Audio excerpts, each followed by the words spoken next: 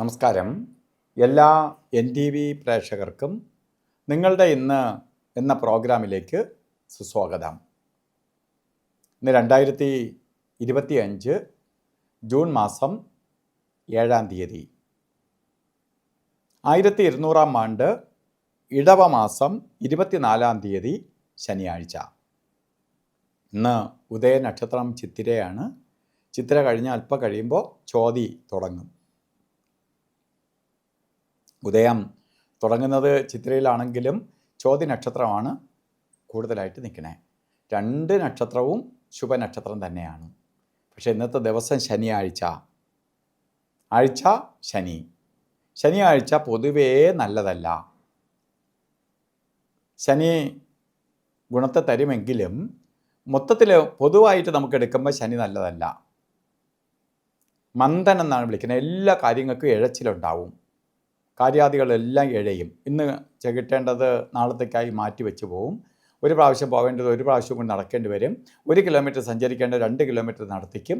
അപ്പോൾ ഇന്ന് ദിവസം വളരെ ശ്രദ്ധിച്ച് ഓരോ കാര്യങ്ങൾ ചെയ്യണം. അല്ലെങ്കിൽ നിങ്ങൾ വഴി കിടന്ന് ഇഴഞ്ഞ് പലതരത്തിലുള്ള ബുദ്ധിമുട്ടുകൾക്ക് ഇടവരുത്തും. അതുപോലെ തന്നെ ഇടവ മാസത്തിൽ ബർത്ത്ഡേ വന്നിട്ടുള്ളവർ, ഈ ചിത്തിര നക്ഷത്രം ബർത്ത്ഡേ ആയിട്ട് വന്നിട്ടുള്ളവർക്ക് ഒരു വർഷത്തെ ഫലത്തെ ചിന്തിക്കുമ്പോൾ നമുക്ക് വളരെ വിഷമാവസ്ഥകളെ കൊടുക്കുന്ന ഒരു വർഷം തന്നെയാണ്. പലതരത്തിലുള്ള തടസ്സഭാവങ്ങളെ കൊടുക്കും. സാമ്പത്തികമായിട്ട് പ്രശ്നങ്ങളുണ്ടാക്കും. രോഗാദുരിതങ്ങൾ വിട്ടുമാറാതെ വരും. ശത്രുഭയം ഉണ്ടാവും. കാര്യവിഘ്നം വരുത്തും. അതുകൊണ്ട് വളരെ ശ്രദ്ധിച്ച് പോകണം. ഒപ്പം നമുക്ക് ഈ നെഗറ്റീവ് എനർജി കൂടുതലായതുകൊണ്ട് നമുക്കൊരാളിന് സ്വയമേവ ഹോസ്പിറ്റലിൽ പോയി ഡോക്ടറെ കാണാതെ പറ്റാതെ വരുമ്പോഴാണ് നമ്മൾ ആംബുലൻസ് വിളിച്ച് പോകണേ എന്ന് പറയുമ്പോൾ ചില സമയത്ത് നമുക്കെല്ലാം പരിഹാരങ്ങൾ വേണ്ടി വരും. പരിഹാരമായിട്ട് നമുക്ക് ശാസ്താവിനെ പ്രീതിപ്പെടുത്താൻ വേണ്ടി ശനീശ്വര യന്ത്രവും ബുദ്ധിമുട്ട് വരാൻ സാധ്യതയുള്ളതുകൊണ്ട് ധനാകർഷണ യന്ത്രവുമായി ചേർത്ത് ദേഹരക്ഷ കെട്ടിക്കൊള്ളണം.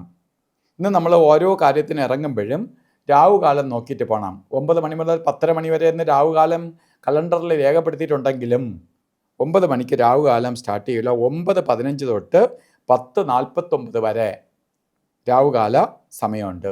രാവുകാല സമയം ഒരു ശുഭകാര്യങ്ങൾക്കും എടുക്കരുത്. പ്രത്യേകിച്ച് യാത്രയ്ക്ക്. മറ്റ് ശുഭകാര്യങ്ങൾക്ക് എടുത്താലും കുഴപ്പമില്ല. 50-50 നമ്മളിപ്പോൾ പൊതുവേ ജ്യോത്സ്യന്മാർ രാവുകാലം മാറ്റിവെച്ച് ദിവസം കുറിച്ച് കൊടുക്കും. ഓരോ കാര്യത്തിന് സമയം കുറിച്ച് കൊടുക്കും.